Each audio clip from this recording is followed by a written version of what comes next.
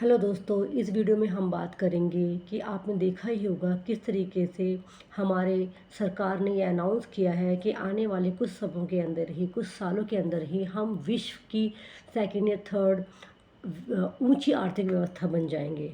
लेकिन शर्म और हंसी आती है मुझे ऐसे शब्दों पर, जहां देश के अंदर देश की आधी आबादी प्रताड़ित है, परेशान है, अत्याचार से दबी जा रही है। वहाँ पर हम अपनी इकोनॉमी ऊंचा करने की बेफिजूल की बातें कर रहे हैं। कोई प्रधानमंत्री, कोई मंत्री, कोई कुछ भी नहीं करता है जब हमारे साथ इतना अत्याचार हो जाता है। ना होए उसके लिए तो कुछ करता ही नहीं है, जब हो जाता है तो उसके लिए भी कुछ नहीं करता। तो ऐसी गूंगी बहरी सरकार के अंडर हम रह रहे हैं। तो क्या हमारा भविष्य है? नौजवानों को नौकरी नहीं मिलती, ये अलग मुद्दा है। बिजली नहीं मिलती, ये अलग मुद्दा है। लेकिन सुरक्षा नहीं मिलती, ये कितना भयानक मुद्दा है, जिसके प्रति किसी का ना तो ध्यान जाता है, ना ही कोई ध्यान देना चाहता है।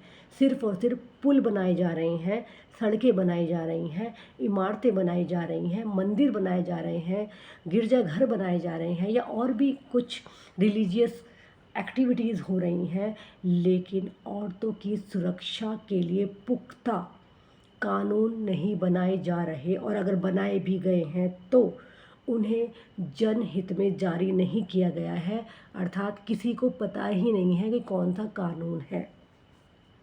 हमारी औरतों के साथ ऐसा क्यों हो रहा है, इसमें मुझे कुछ ही बातें पता चलती हैं। क्योंकि औरतों के अंदर डर है कि अगर पुलिस के पास जाएंगे तो पुलिस के साथ भी वो सेफ़ नहीं है। जब बीते समय में ये बात चालू हुई थी कि भाई शाम को या रात में औरतें पुलिस स्टेशन में नहीं रुकेंगी, तो ये कानून बन गया। तो आज पुलिस स्टेशन में रात को औरतों को नहीं रख सकते पुलिस वाले। क्यों?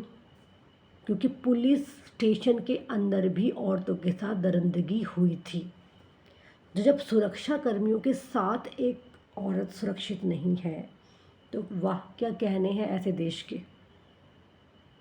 ये भारत की ही बात नहीं है, कहीं पर भी हो सकता है ये सब चीज़ें।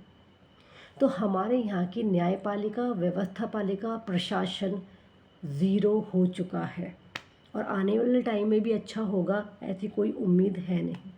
क्योंकि जब तक वो कोई अपोजिशन पार्टी पावर में नहीं आती है, तब तक तो वो बड़े बड़े वो भी हाथ पैर मारती है। लेकिन जैसे ही वो पावर में आ जाती है, फिर उसका भी यही रोना होता है, जैसे कि हम प्रेजेंट डे में देख रहे हैं।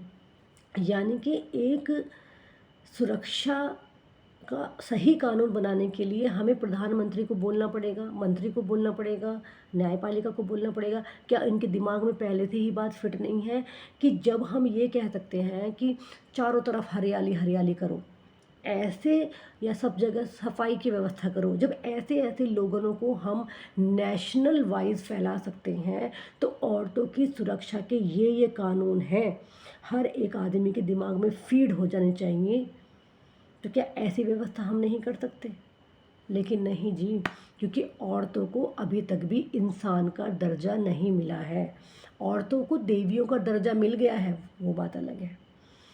लेकिन सामान्य औरतों को, हम औरतों को देवी नहीं बनना है। हम इंसान हैं, हमें दुख होता है, हम परेशान होते हैं, दर्द में हैं, दर्द में है हर एक औरत इस वक्त।